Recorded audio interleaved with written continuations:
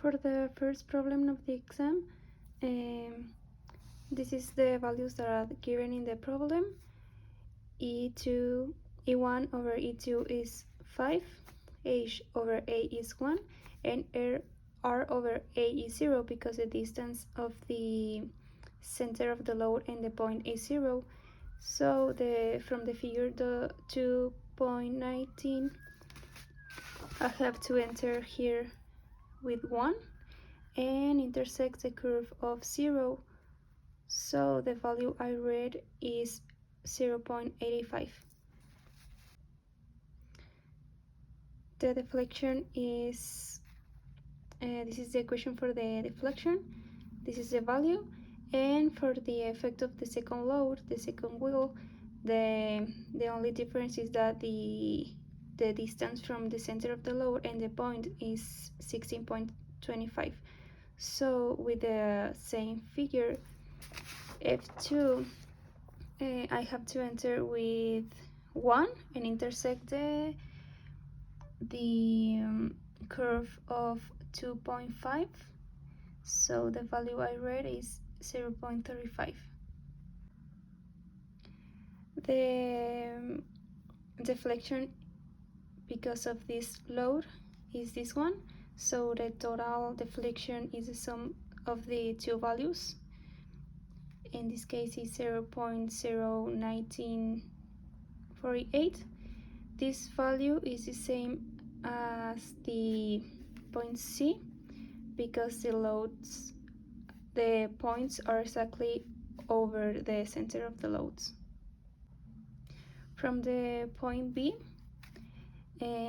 as the point is in the middle of the distance of the load, the effects of the wheel 1 and the wheel 2 are the same, so we have to use the same figure when E1 over E2 is 5, H over A is 1, and the distance from the center of the load to the point is the distance over 2, so it is 8.125.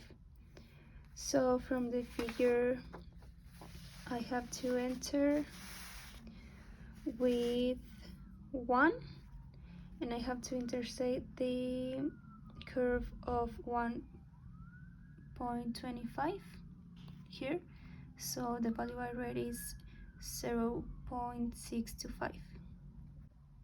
So as I mentioned before, the effects of the two wheels or two loads are the same, so I have to multiply this value for 2 to get the total deflections, and this is the deflection for the point B. For the second problem of the exam, this is the values that are given, and I have to calculate the load. So it is the pounds over the area of the load, so I get 105.93 psi. The equation for calculate the F2, and I get 0.08. H over A is 5, and I have to use the figure 2.17 to get the relation of E1 over E2. So I have to enter with H over A 5 and intersect the F2 equals to 0.08, and I intersect the curve of 50, so the relation of E1 and E2 is 50. So I get this equation, E1 over E2 is 50. So to solve for E1, this is the result, and the part B of the problem, I have to modify this value from the equation because now is a rigid plate. So I get this value from the total deflection.